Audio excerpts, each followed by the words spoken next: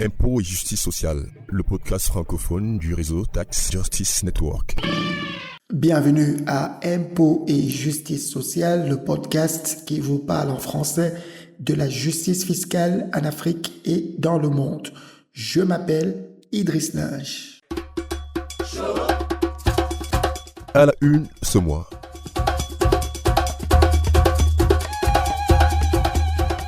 À la une ce mois, nous allons parler de transparence fiscale et de transparence financière. Comme chaque année, Tax Justice Network a mis à jour son indice d'opacité financière publié ce mois de juin 2026. Dans le même temps, l'OCDE, l'Organisation pour la coopération et le développement économique, a rendu public son rapport sur la transparence fiscale en Afrique. Certains pourraient y trouver des similitudes, mais ne vous y trompez pas.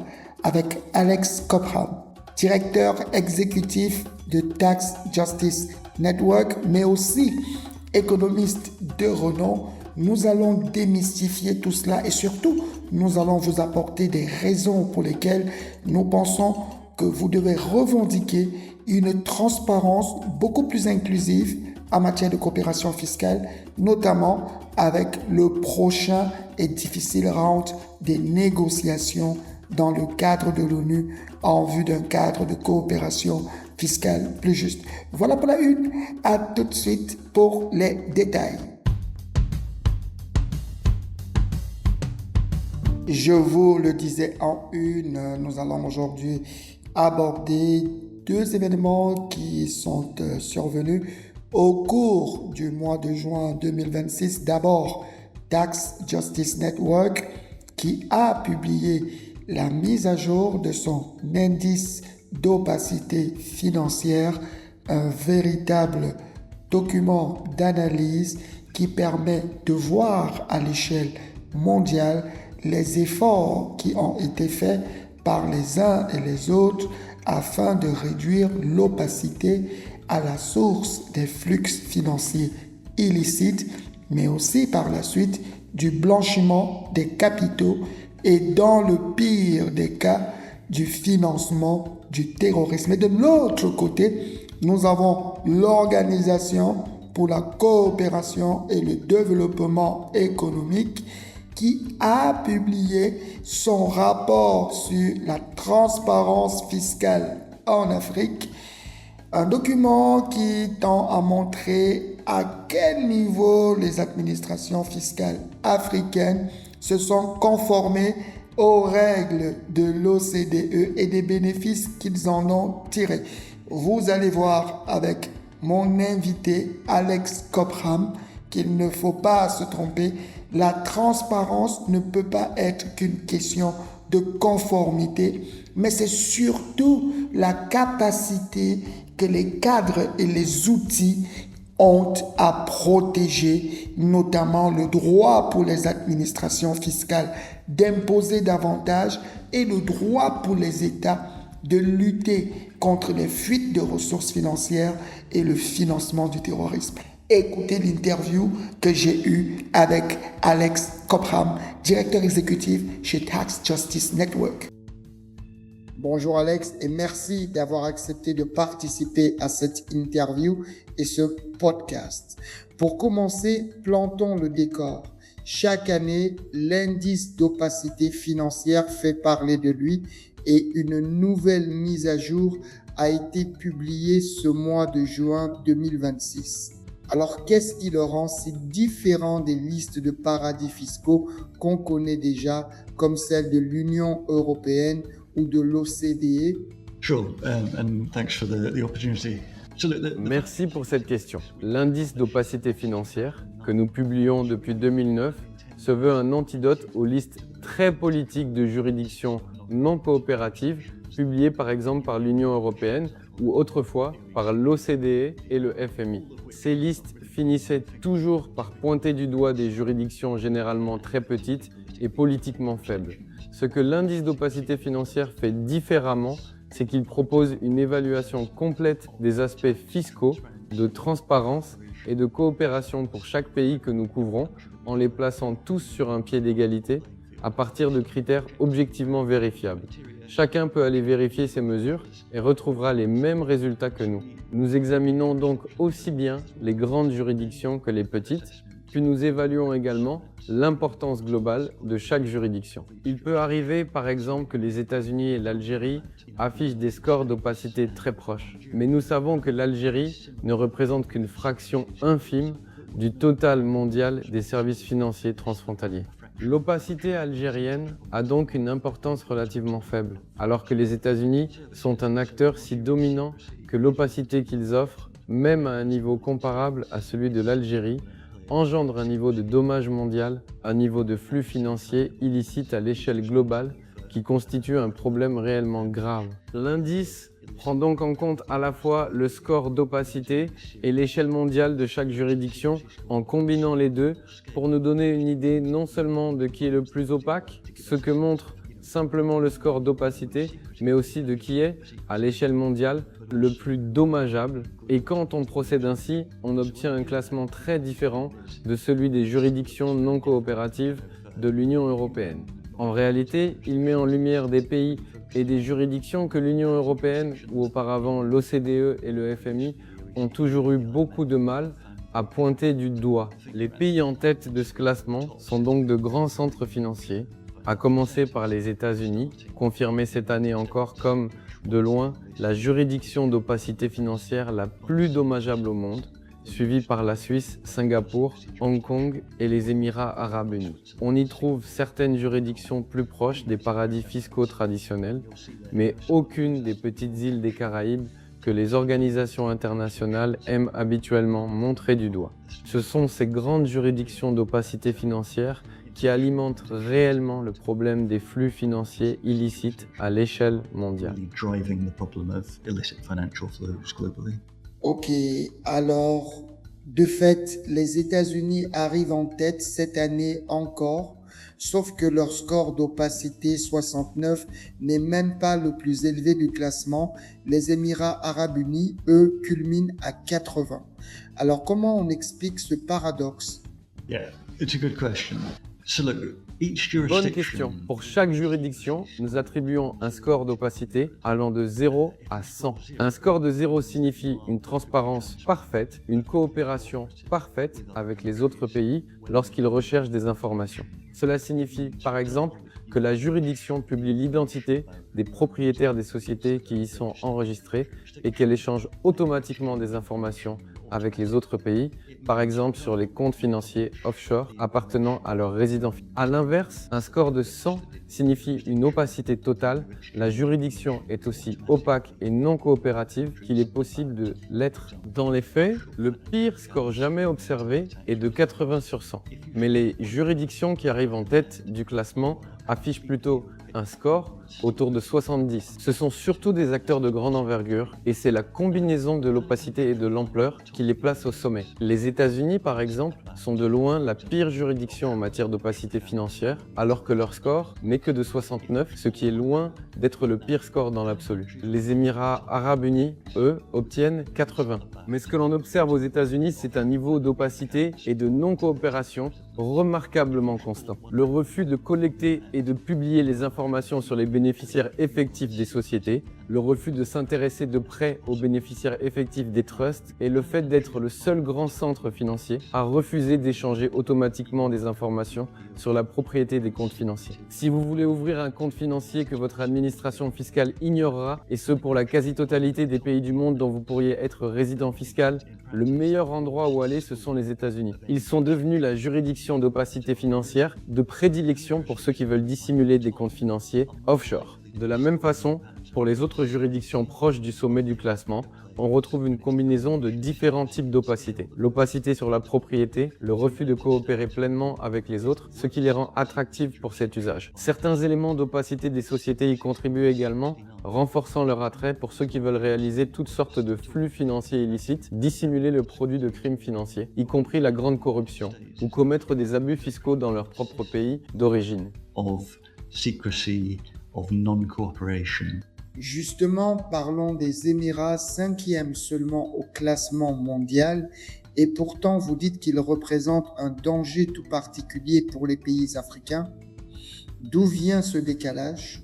Absolutely. And it's a really good case, well, a very bad Tout à fait. Et c'est un très bon exemple, ou plutôt un très mauvais exemple, mais dont nous devons tirer les leçons. Comme je le disais, les Émirats arabes unis affichent le pire score d'opacité de tout le classement, 80 sur 100. Ils sont extrêmement opaques et non coopératifs comparés aux autres. Ils occupent la 5e place du classement général car leur impact mondial n'est pas aussi important que celui des États-Unis par exemple. Mais ils restent malgré tout un acteur majeur. Cela dit, si l'on regarde la situation du point de vue d'un pays africain ou de n'importe quel autre pays, on ne s'intéresse plus à l'échelle mondiale de chaque juridiction, mais à son poids relatif pour ce pays en particulier. Et ce que l'on constate avec les Émirats arabes unis, c'est qu'ils sont un partenaire commercial disproportionnellement important pour de nombreux pays africains. Combiné au fait qu'ils constituent la juridiction la plus opaque sur le plan financier, cela en fait le partenaire le plus risqué pour un grand nombre de pays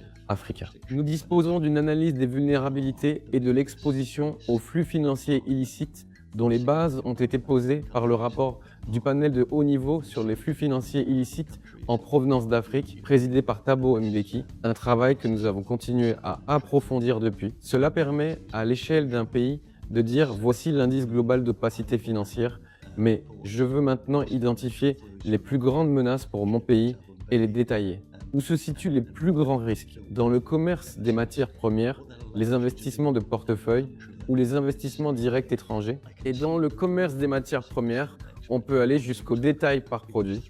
On peut alors se demander quelles sont mes plus grandes exportations ou mes principales importations. Si j'importe beaucoup de voitures, par exemple, d'où viennent-elles réellement?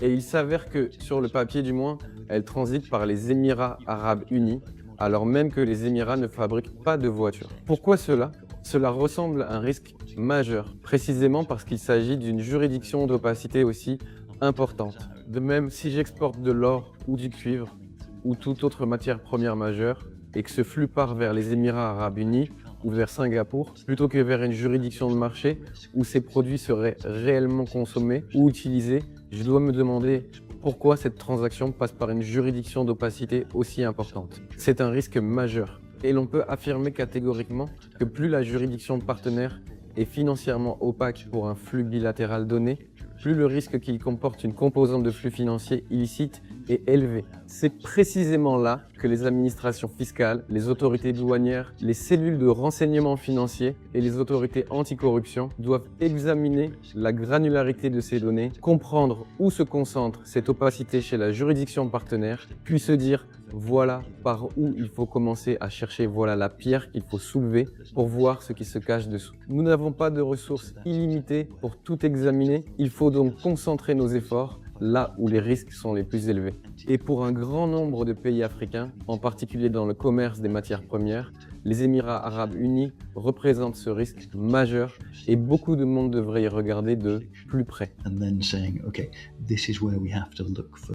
Changeons de terrain, cette édition de l'indice s'est aussi penchée sur l'immobilier. Pourquoi ce choix et qu'est-ce que ça révèle, notamment sur le Royaume-Uni? So, yeah, good question. There are really two reasons. Bonne question. Il y a en réalité deux raisons. La moins intéressante, si l'on veut, c'est que plutôt que de procéder à une mise à jour complète de l'indice tous les 2 ou 3 ans, nous sommes passés à un système de mise à jour continue. Nous choisissons certains indicateurs à actualiser tous les quelques mois.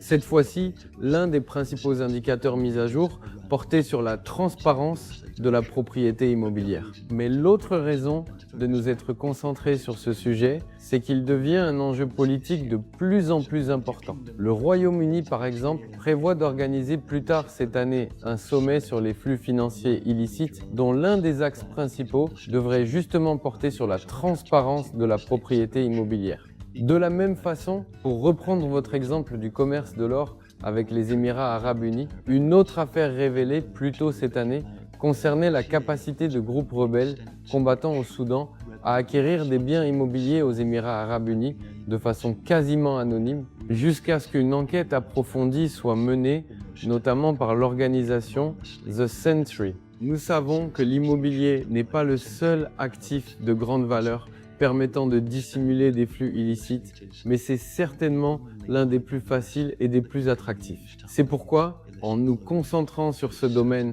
dans cette mise à jour de l'indice d'opacité financière, nous avons créé une sorte de sous-indice, un indice d'opacité immobilière pour examiner l'importance de l'opacité offerte par le secteur immobilier dans les différents pays du monde. Sans grande surprise, les États-Unis arrivent également en tête de cet indice, mais on observe d'autres juridictions, notamment le Royaume-Uni lui-même, qui obtient un score relativement bon sur l'opacité générale, mais nettement moins bon sur l'immobilier, ce qui le place à la 8e position de l'indice d'opacité immobilière. Le Royaume-Uni sait, et sait depuis longtemps, qu'il a un problème avec les achats offshore de biens immobiliers de grande valeur restés anonymes pendant de nombreuses années. Le pays prend certaines mesures. Il dispose désormais d'un registre des propriétaires offshore, une avancée vers davantage de transparence et sans doute un modèle pour d'autres pays dans une certaine mesure. Mais il reste clairement du travail à faire pour le Royaume-Uni et je pense que le gouvernement britannique en est bien conscient et mesure l'importance d'agir.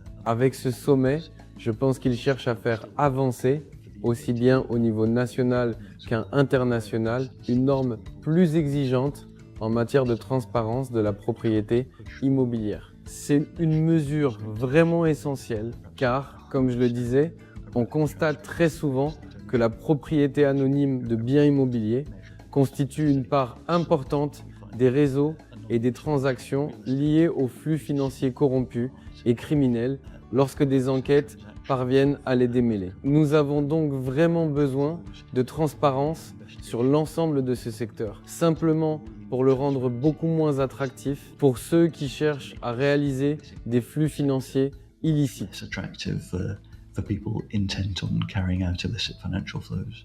Autre actualité qui a fait du bruit récemment, le rapport de l'OCDE sur la transparence fiscale en Afrique qui aborde ce qui est présenté comme des avancées, mais surtout qui semble pointer du doigt les pays africains eux-mêmes. Qu'en pensez-vous?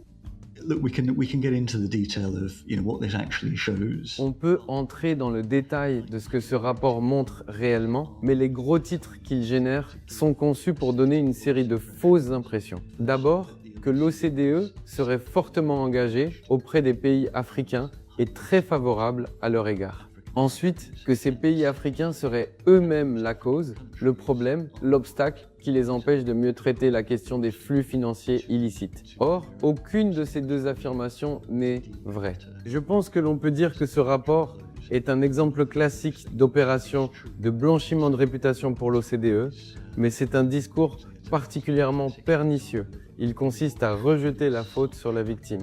Et même avant d'entrer dans le détail de ce que ce rapport a de faux, puis de ce qu'il montre réellement, ce qui ne correspond pas à ce qu'il prétend ni à ce qu'il reflète, il faut aussi considérer les sommes qui ont été investies dans sa production et dans les réunions qui l'ont accompagné, ainsi que la manière dont les pays africains, leurs gouvernements et leurs administrations fiscales ont été, dans les faits, incités financièrement, y compris par des bailleurs d'aide, à participer à cette opération de blanchiment de réputation de l'OCDE, alors même que ces mêmes pays et gouvernements sont à l'origine du processus de loin le plus important pour le changement, celui des négociations de la Convention fiscale des Nations Unies. C'est vraiment écœurant et j'attends avec impatience le jour où plus personne, y compris les médias, ne se sentira obligé d'accorder la moindre crédibilité à ce genre d'exercice qui relève clairement d'une opération de gestion de réputation pour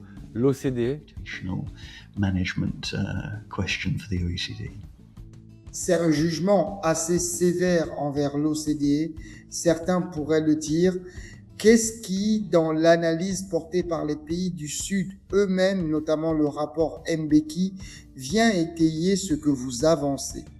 We don't need to rely on my view. Inutile de s'appuyer uniquement sur mon point de vue, d'autant plus que je m'exprime depuis un pays du Nord, Nous disposons déjà de l'analyse portée par les pays du Sud, notamment dans le rapport du panel de haut niveau de l'Union africaine et de la Commission économique pour l'Afrique sur les flux financiers illicites en provenance d'Afrique. Ce rapport, connu sous le nom de rapport Mbeki, a vraiment identifié tous les problèmes et posé l'essentiel des solutions. Il insiste clairement sur la nécessité de mécanismes pleinement inclusifs pour l'échange automatique d'informations, sur la transparence des bénéficiaires effectifs et sur la déclaration publique pays par pays des entreprises multinationales. Et ce qui sous-tend ce rapport, ainsi que ce que le groupe africain porte depuis lors aux Nations Unies, c'est en réalité une exigence d'intégration égalitaire. Il existe une analyse qui remonte à plus de 100 ans de cette intégration inégale. Adam Getachew a écrit un ouvrage précieux à ce sujet qui retrace cette dynamique depuis la Société des Nations jusqu'à aujourd'hui. L'intégration inégale, c'est le fait de permettre à des pays, en particulier des pays du Sud, d'anciennes colonies, d'intégrer les processus internationaux, mais avec un accès inégal. Ils ont toutes les obligations, on exige d'eux beaucoup, et c'est précisément ce que montre très clairement le rapport de l'OCDE. Il évalue si les pays africains respectent leurs obligations, mais ne s'interrogent presque jamais sur leur accès égal aux bénéfices. Si l'on regarde le rapport des Nations Unies publié cette année sur le financement du développement durable, on y trouve les propres données de l'OCDE montrant que, pour chacun des principaux instruments d'échange d'informations, seul un pays africain sur 5 ou 2 sur 5 ont eu accès à ces dispositifs. Et quand on creuse davantage ces données, on constate qu'ils n'en ont retiré que très peu de bénéfices, ce que le rapport de l'OCDE reconnaît d'ailleurs lui-même, même s'il évite soigneusement de le dire clairement. Ce que l'on observe, c'est une pression exercée sur ces pays pour qu'ils se conforment aux obligations d'instruments et d'organisations qu'ils n'ont eu aucun rôle à concevoir, aucune voie réelle à façonner et dont ils ne tirent de toute façon presque aucun bénéfice. Le rapport Mbeki porte donc un appel très clair.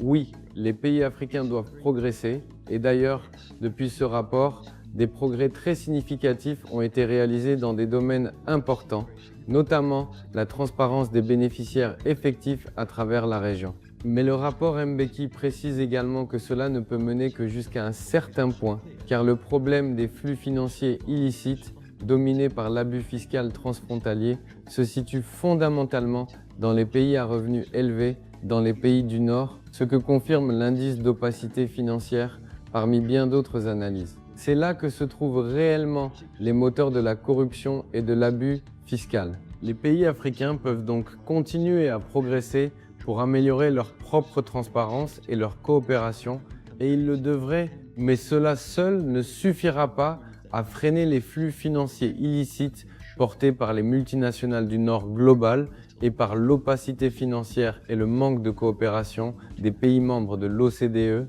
C'est aujourd'hui parfaitement clair et c'est bien le groupe africain qui montre la voie sur ce sujet. OECD member countries. It's abundantly clear now, and this is the Africa Group's leadership in action.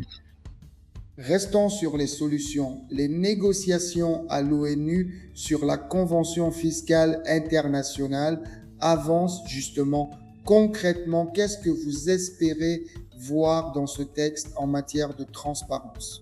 So, what we see now with the UN Convention. Avec la Convention des Nations Unies, il semble se dégager un large consensus sur le fait que le texte lui-même restera de portée relativement générale.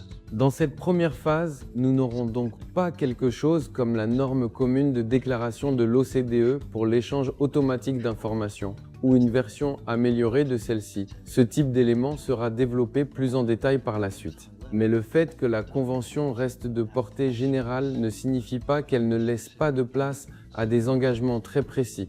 Et c'est justement ce qu'il faut dans plusieurs domaines, notamment celui de la transparence. sur l'échange d'informations. Le point fondamental est celui de l'intégration égalitaire. Nous ne pouvons pas accepter la reproduction d'un dispositif comme la norme commune de déclaration de l'OCDE qui exige la réciprocité de pays ayant des niveaux de capacité administrative totalement différents. Le principe fondamental établi au sein des Nations Unies est donc celui des responsabilités communes mais différenciées. Cela signifie en l'occurrence garantir que tous les pays puissent bénéficier de la réception d'informations, y compris ceux qui ne sont pas encore en mesure, faute de système adéquat, de fournir ces informations en retour, mais avec un engagement clair à y parvenir dans un délai déterminé. Nous devons veiller à ne pas créer de normes de confidentialité arbitraires et inutiles qui, dans les faits, deviendrait un autre moyen pour les membres de l'OCDE d'empêcher les pays du Sud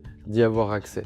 Il faut donc des mécanismes conçus dès le départ pour être pleinement inclusifs. Cela ne devrait pas être controversé, mais il ne faut pas s'étonner qu'un certain nombre de pays de l'OCDE restent assez réticents à tout ce qui ressemble, dans la pratique, à une inclusion complète. C'est donc l'un des points clés des négociations à venir. Parvenir à un engagement garantissant que ce qui sera développé en détail par la suite soit pleinement inclusif. Ensuite, si l'on considère que le A, celui de l'échange automatique, est le premier des 3 piliers de la transparence fiscale, il faut aussi penser au B et au C. Cela signifie parvenir à un engagement de haut niveau sur la transparence des bénéficiaires effectifs des sociétés, mais aussi des trusts, des fondations et d'autres véhicules juridiques, afin de saisir cette occasion pour mettre fin à une pratique dominée par les membres de l'OCDE et leurs territoires dépendants, celle de fournir des moyens de propriété anonymes à l'origine de pratiquement tous les cas de flux financiers illicites jamais mis au jour. C'est cette capacité à se soustraire au regard public sur qui possède quoi qui crée l'opportunité de ces flux illicites, et c'est précisément cela qu'il faut combattre.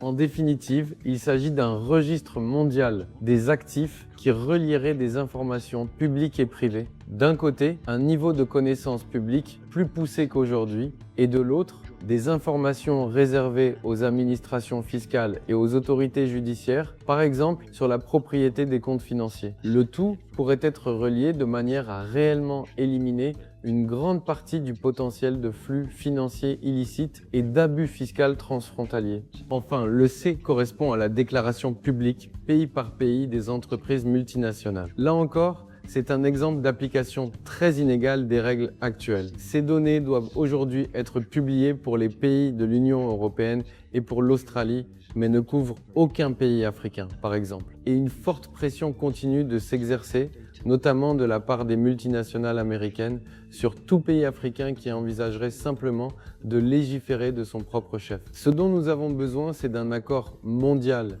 au sein de la Convention des Nations Unies pour une base de données publique unique de la déclaration pays par pays des entreprises multinationales, afin que tous les pays, toutes les administrations fiscales et toutes les sociétés civiles disposent de cette information essentielle pour tenir à la fois les multinationales et les administrations fiscales responsables et mettre fin au fléau de l'abus fiscal des entreprises, qui constitue la composante la plus importante des flux financiers illicites. Nous connaissons les réponses, et là encore, tout cela figurait déjà dans le rapport du panel Mbeki.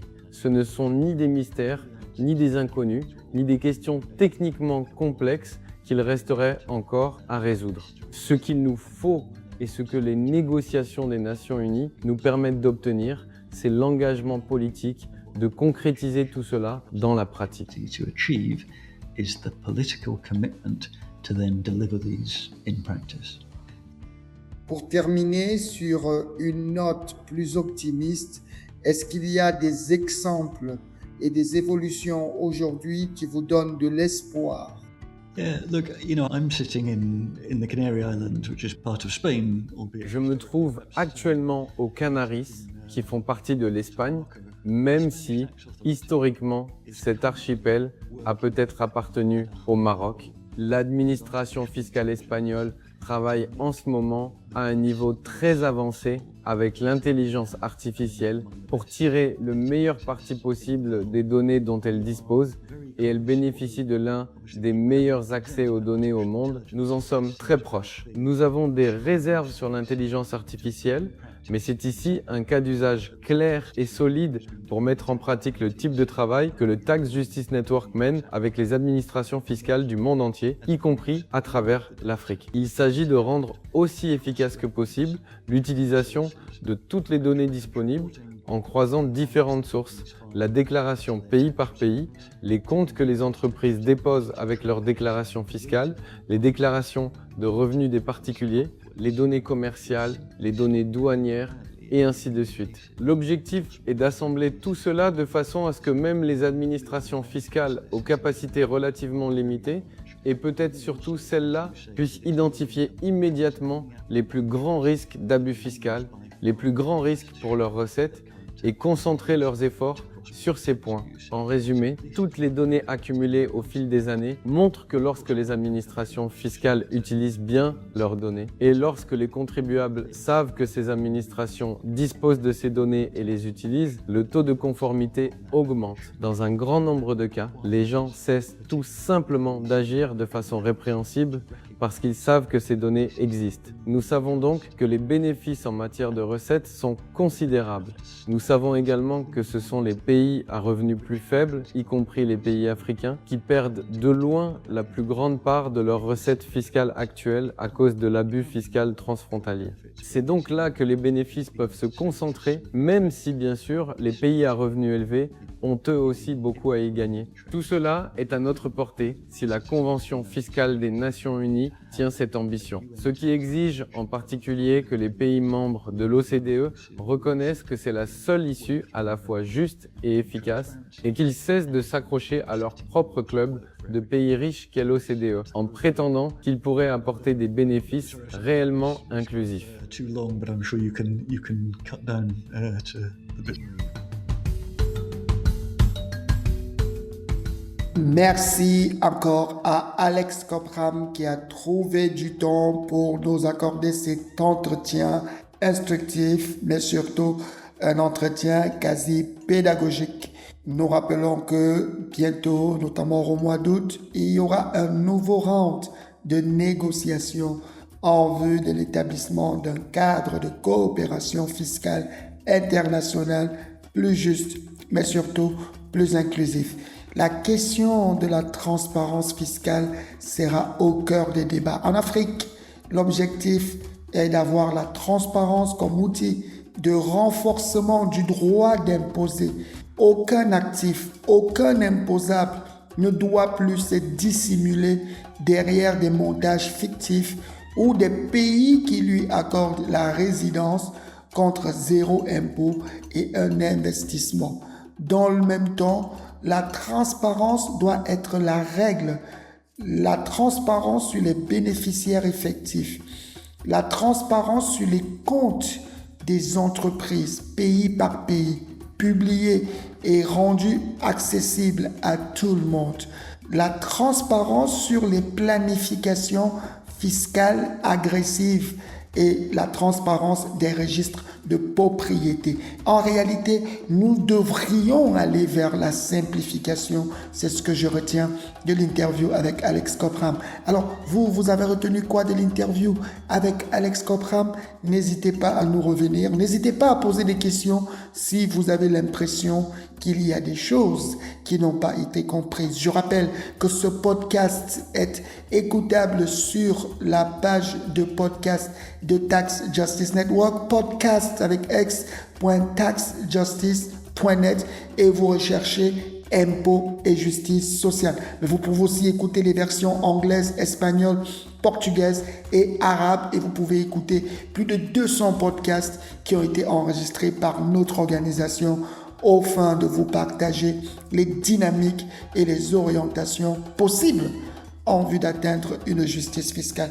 Vous pouvez nous écouter sur toutes les applications, Spotify, Stitcher, Apple Podcasts, Google Podcasts, tout ce que vous trouvez comme application de podcast gratuitement accessible sur notre page YouTube www.impotetjusticesociale.com.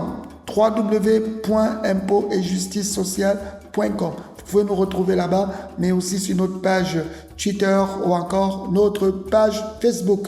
Très bientôt, nous allons revenir sur un autre épisode de la justice fiscale et de la justice sociale avec l'état de préparation des uns et des autres pour les prochains rounds de négociations à l'ONU. Un podcast où nous allons aborder les questions importantes, notamment les questions sur le droit d'imposer, des questions sur la transparence fiscale, des questions sur la résolution des conflits. Nous allons vous révéler ce que les uns et les autres ont comme position. Restez attentifs et d'ici là, méfiez-vous de ceux qui essayent de fuir avec vos impôts. Au revoir et à la prochaine.